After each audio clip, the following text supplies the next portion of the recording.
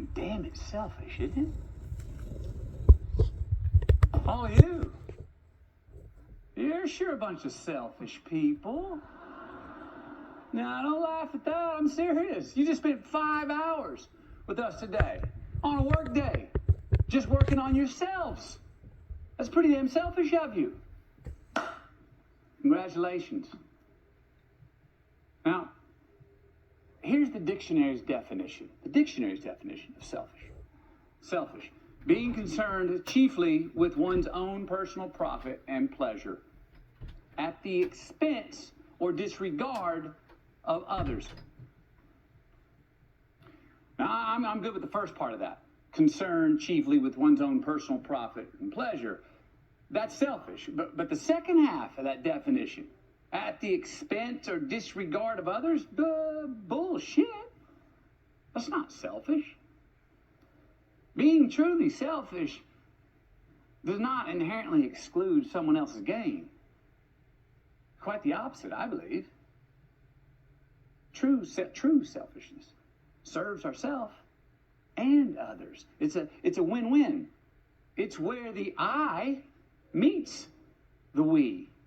Where when you truly serve yourself, what you want and what you need, you're going to truly serve others what they want and need. It's got to be personal first, though. True selfishness is doing the things for you to win and gain victories that also allow others to succeed and get more themselves. Making long-term investments in ourselves instead of the one-sided short-term gains that we want just to feed a hole that's inside of us. True selfishness is when we do not undersell ourselves, who we are, our capacities, and what rewards we're after. True selfishness takes true knowledge and belief in ourselves. And when we believe in ourselves, what do we have? We have identity. But we got to get to know ourselves to have identity, right? And yes, to know ourselves better, we have to get more self-involved, not less. I believe that each one of us should invest more time in ourselves and serve our own self-interest more than we do. And the fallacy, I believe, is saying that this egoism contradicts empathy, care, and even awareness of others' feelings, wants, and needs. I disagree with this opinion. Because the individual who is truly self-involved and feeds his or her ego, learns about him or herself, gains judgment and discernment, identity. When that person truly gets involved with themselves and their personal inventory, what's going to happen? They're going to see themselves and others and actually become more aware and caring of others' needs and wants. They're going to realize that serving oneself and serving others are not mutually exclusive endeavors. They are naturally coexisting in the human relationship. One must serve himself to serve others, just as one must serve others to serve himself. The more self-involved that we do get, the more identity we're going to have. The more security, respect, and trust we have with ourselves, the more secure, respectful, and trusting we can be with others. As I said earlier, get more full of yourself. It's a good question, isn't it? I mean, who the hell else are you supposed to be full of? I actually got asked that question in the past. Somebody told me, McConaughey, you're so full of yourself. And that stumped me. I went, well, who else am I supposed to be full of? It does, though. It starts with you and your identity. You properly take care of yourself, then you're going to properly take care of your neighbor. And look, This wisdom has been handed down through the ages. Heck, it's religious. You reap what you sow. Well, that inherently means that generosity is selfish. Yourself. The golden rule: do unto others as you would have them do unto you. Both of those are proof that selfishness reciprocates. It's like a law of nature. But we were not built to accumulate and hoard. We were built to make each other better. Let me ask you this. Who has more power, more dignity, the giver or the receiver? The giver. The power of dignity is selfishness. And generosity is what brings us that dignity. So, even though the world and Webster's keep trying to tell us that selfless and selfish are incompatible, they're not. They more than coexist. They are actually dependent on each other. They even reciprocate and feed each other. And that's the honey hole, the place where we individually, the I, still have judgment, identity, discernment, desires. And our individuality, our opinions, our choices, our wants, feed the collective as well. Serve others at the same time. That's when selfishness becomes a self-fulfilling prophecy. And when we serve the collective feeds us back. Now look, I think that in any example or scenario in life, we can define the more truly selfish choice to be made. There's also the most selfless choice at the same time. Let me give you some examples. How about that 2 hours that you take in your office working with that privacy sign on your door? You know, when you tell your kids, don't knock unless it's urgent. Okay, yes, it is selfish because maybe you're taking time to work on your dream. Well, I'd also say it's probably selfish to be letting your kids know that maybe it's okay to get bored because you're not there to entertain them. Heck, they might have to get creative, become more self-reliant, and figure out how to entertain themselves. And that would be a lesson that would serve them later in life. So yeah, I'd say that's selfish and selfless of you. Example 2, what's more selfish in love? To keep score and make sure that you individually win in the relationship more than your lover? Or to keep score and make sure that you both win? Well, if you want to sustain your relationship, both of you are going to have to win, not just one or the other. If it's just one or the other that wins, it turns into a business transaction and a damn good way to end the relationship. So if you want to stay in the relationship, what's more selfish way to keep score? Where both of you win. What about friendships? Is it selfish to spend more time with your friends and those you love because you want those relationships you already have in your life to be deeper and richer? Or is it more selfish to spend more time with acquaintances and strangers? Well, I'd say it's more selfish to spend more time with friends and loved ones. That's going to pay you back more. That's going to be more selfish. What about forgiveness? Look at Nelson Mandela. Was it unselfish of him to choose grace for himself and his perpetrators after being locked up for 27 years? Or was it more selfish because he chose forgiveness, knowing that the spite and the anger would eat at his soul?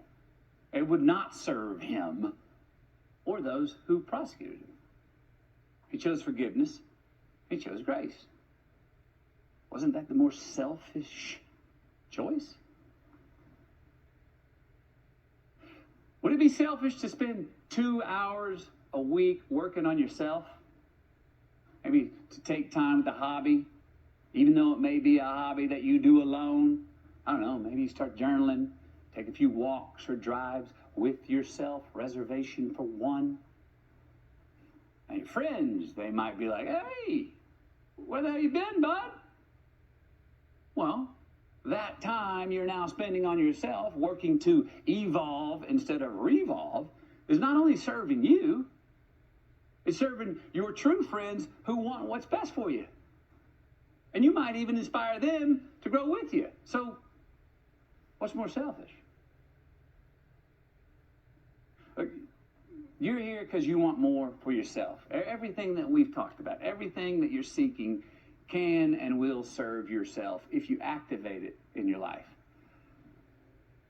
But it's just as true that if you start doing more of the things that we've been talking about today, you are going to be of much greater service to others. Can you argue that? I want to talk about the 9-mile markers in my course, Road Trip, Highway to More. One is about admit more. Okay? So we admit more, we're more honest. The more honest we are with ourselves, we'd say the more honest we can be with others, and that would be selfish. 2, seek more identity. Well, the more we know ourselves, the more I find that we can understand others. Right? That's selfish. 3, more value. Well, the more we define what we value, the more time we end up spending on what really matters. Selfish. 4, more choice. We make better choices for ourselves. The world's going to choose us more. Selfish. 5, more balance. We create more balance. We not only create more quantity, but we create more quality. That's selfish. 6, more joy. Look, we live with more joy, we're going to spread more joy. Selfish. 7, more cool. Look, when we're more cool,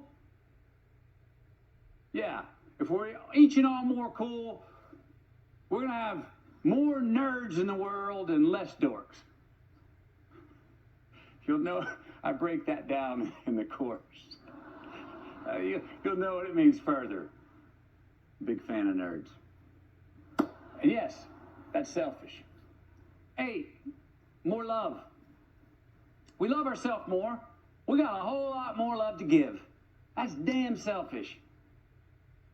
9 is more selfish. Meaning, yes, it's all personal. So please get more selfish. I think it's why we're here today. It's why you're here. As we said in the beginning, we're all in different stages of life, at different lights, on different highways. But because we're all here, we are all headed in the same direction. A selfish and selfless direction at the same time. It's life we're living. It's a road trip. We just started this journey together to identify where we are and where we want to go. And when we do that, we're going to be able to deal with whatever color light shows up on that journey, be it red, yellow, or green. We just need a roadmap to help us get there.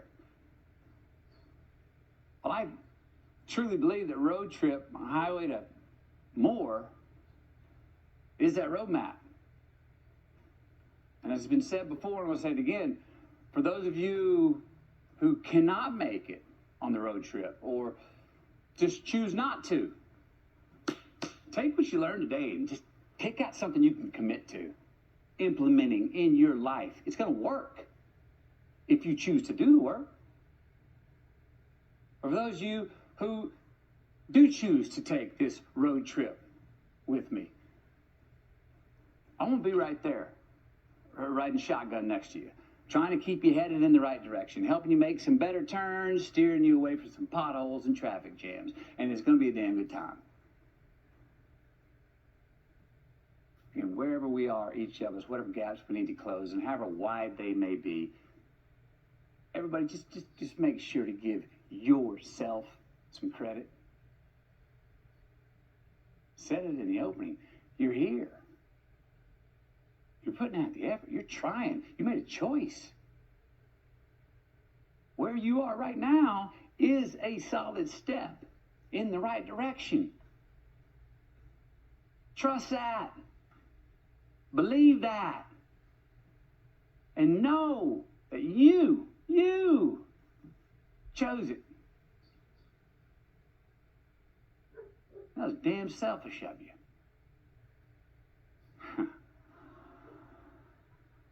Amen. Good night. Just keep living.